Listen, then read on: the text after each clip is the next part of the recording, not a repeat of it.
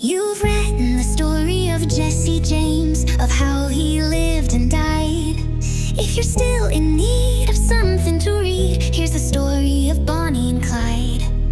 Now Bonnie and Clyde are the Barrow gang. I'm sure you all have read how they rob and steal, and those who squeal are usually found dying or dead.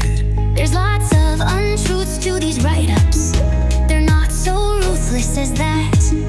Their nature is raw, they hate all law. Stool, pigeons, spotters, and rats. They call them cold-blooded killers.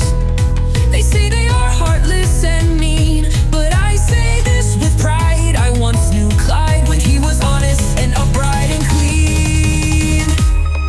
But the loss will drown, and taking him down and locking him up in a cell, till he said to me, I'll never be free, so I'll meet a few of them in hell.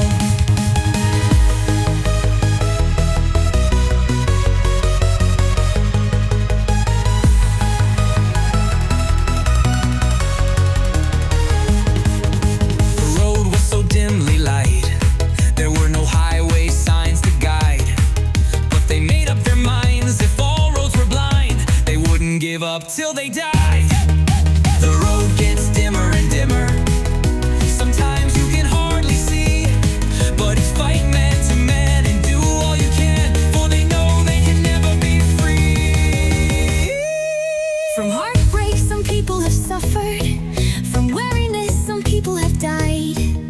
But all in all, our troubles are small till we get like Bonnie and Clyde.